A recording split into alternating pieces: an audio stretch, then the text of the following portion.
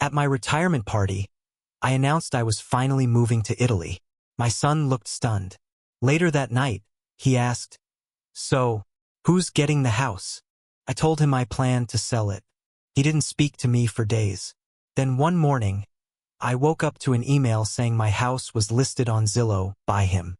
"You weren't doing anything with it," he said. I thought I'd get ahead of things. I called the realtor. Then I called my lawyer. But what I did next left him speechless.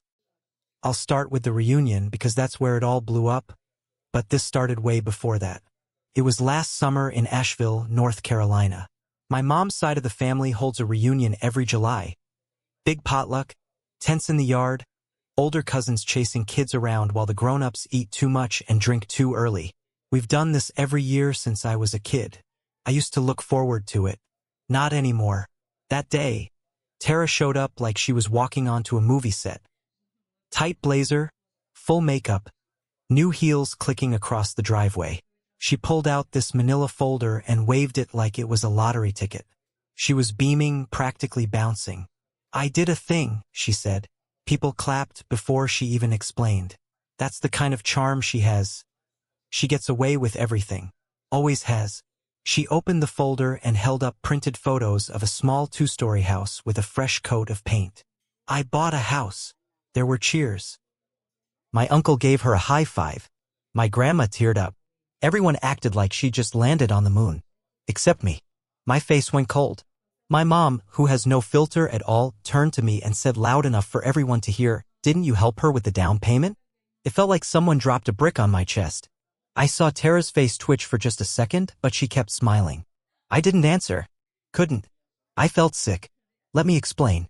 3 months before the reunion, Tara called me crying.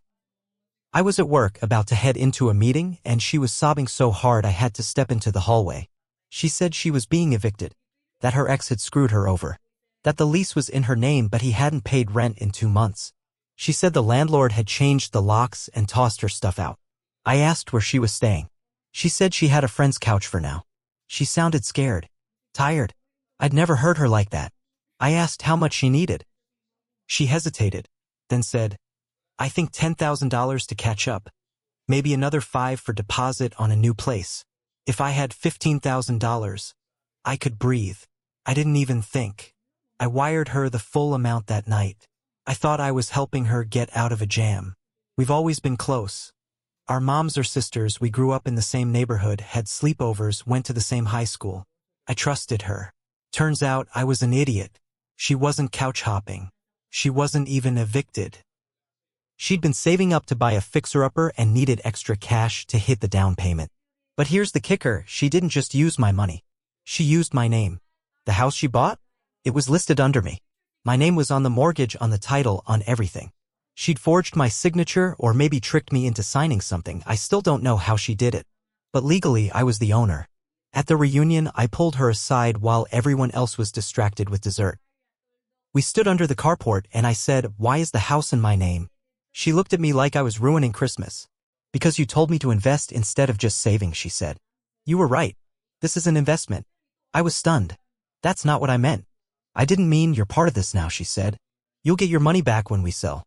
I told her I wanted my money back now, that I didn't want anything to do with this. She smiled like I was being childish. "Don't be like this," she said. "This is my shot. Don't ruin it." I left early. Couldn't eat.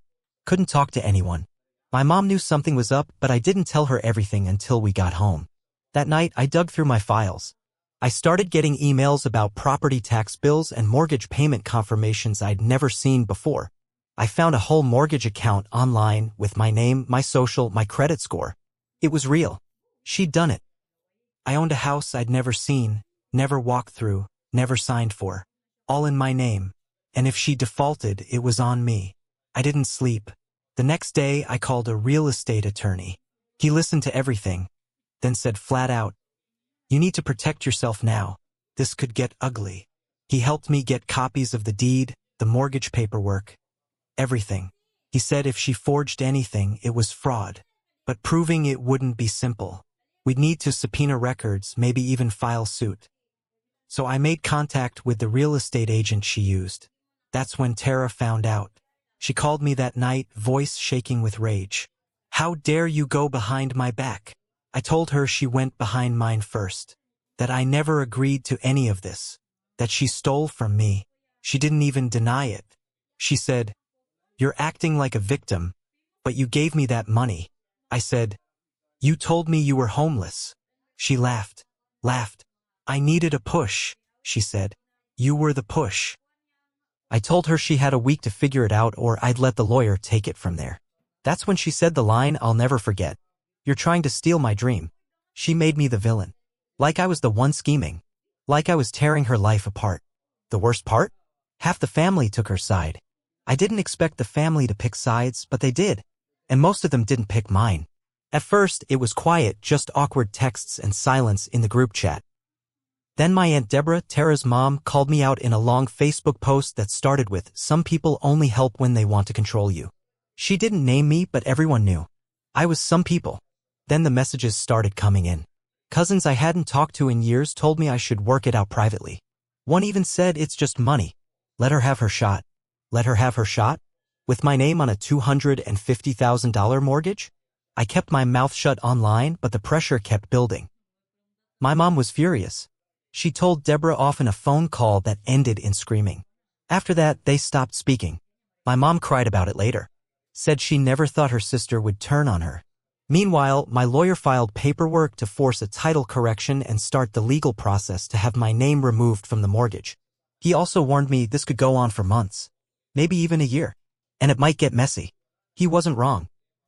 Tara stopped paying the mortgage about 2 weeks after that. I didn't know until the lender sent a notice of mispayment. My stomach dropped when I opened it. She was using my credit and now it was being trashed. I called her. She ignored me. I texted. Nothing. I went to the house. It was about 40 minutes outside Asheville in a neighborhood that was halfway between up and coming and never gonna make it. The yard was overgrown. The mailbox was gone. The front door had a handwritten "Do Not Knock" sign taped to it. I knocked anyway. She opened the door just enough to glare at me. She looked rough. No makeup, messy bun, wearing a hoodie that wasn't hers. "What are you doing here?" she hissed. "You stopped paying," I said. "You're ruining my credit." She rolled her eyes. "I'm in between jobs. You said this was a smart investment." She crossed her arms. "It is. But I didn't plan on legal fees. Thanks for that." I couldn't believe what I was hearing. "I'm getting you off that mortgage," I told her. "If the house has to be sold, it will be. I'm done." She stepped out onto the porch and got in my face. "You try to sell this house. I swear to God, I'll burn it down before I let you take it from me." That was it. I turned around and left. She screamed something about betrayal, about family, but I didn't look back. A few days later, her lawyer reached out to mine. They offered to settle. Said I could buy her out for another $20,000 and she'd give up the house. Buy her out? With my name on the title? My lawyer laughed out loud when he read the letter. He sent back a counteroffer. She could stay in the house if she refinanced the mortgage into her own name within 60 days and paid me back the $15,000 with interest. Her lawyer didn't respond. 2 weeks later, I got a call from a neighbor. "Hey," he said, "I thought you should know. I saw you hauling your driveway. She's moving stuff out." I drove down. Sure enough, she was loading up boxes with 2 guys I didn't recognize. I didn't get out of the car. I just watched from the street. That night, I went online and checked the mortgage account. No payment made. The balance was growing. Late fees stacked up. She had bailed, but the house was still mine. And now the real damage was starting. I thought her moving out was the end of it. That she'd finally accepted she couldn't win. But 2 weeks after she left, I got served. She was suing me. The papers said I had unlawfully entered into a joint financial agreement without full disclosure and that I had taken control of the property through coercion and undue pressure. Her lawyer added a claim for emotional distress and loss of opportunity. It felt like a joke. Except it wasn't. It was real. My lawyer said it was flimsy but still had to be answered formally. He filed a counterclaim and started prepping to prove I never agreed to co-own anything, that I'd been tricked into the whole deal. He was confident, but I felt like I was losing control of my life. The worst part? The bank. The mortgage was 3 months delinquent now, and they weren't waiting around for us to sort it out in court. They started foreclosure proceedings. I went down to the property again. I hadn't been there since she left. The front yard was trashed. Beer bottles, a tipped-over trash bin, someone had even spray-painted "snitch" across the garage door. I took pictures of everything. The door was unlocked. I stepped inside. It looked like someone had squatted there after Tara moved out. Broken chair in the living room, empty fast food bags, busted cabinet doors. There was even a hole punched in the hallway wall. I couldn't prove it was her, but I had a feeling. Then I found a printed piece of paper taped to the bathroom mirror. It was a fake lease between her and another tenant. She'd rented it out after she stopped paying. That changed everything. My lawyer jumped on it. If she was collecting rent on a property she didn't own while not paying the mortgage, we could now accuse her of fraud and illegal subletting.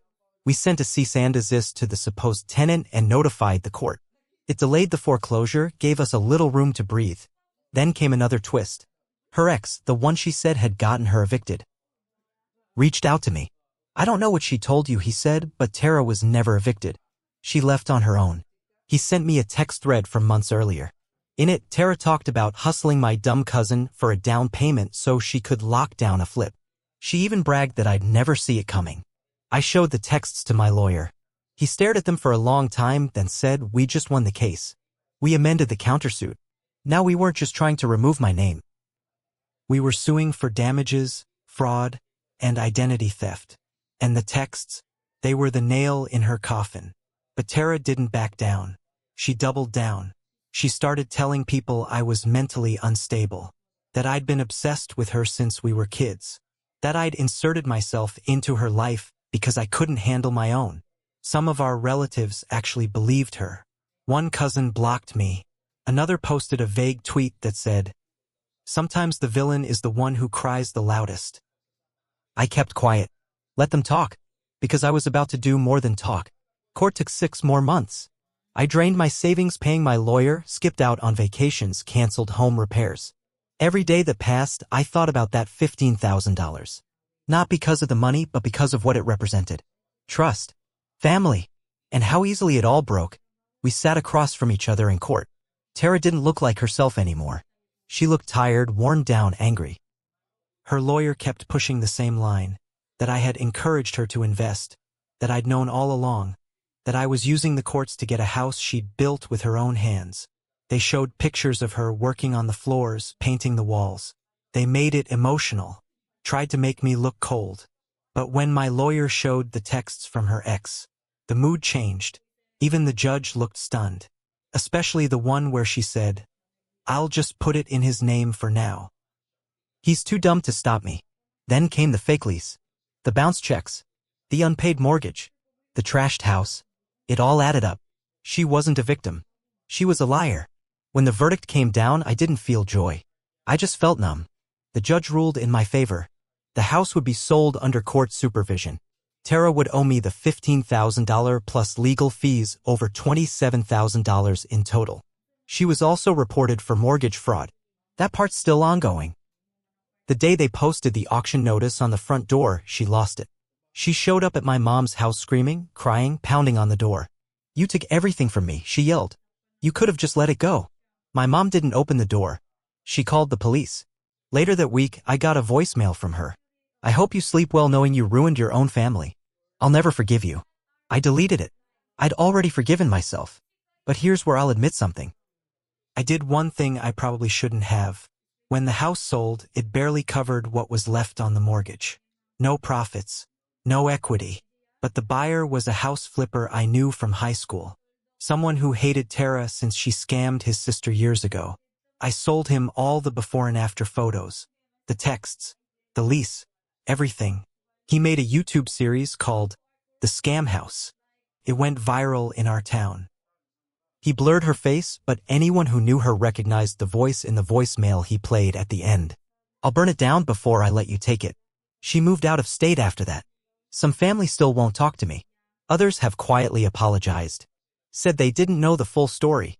I don't chase their forgiveness. I just check my credit every week and watch my score slowly climb back up. As for Tara, I hear she's living in a rented room somewhere outside of Tampa. I doubt she's learned anything. But I did. Next time someone calls crying, I'll listen, but I won't sign a damn thing.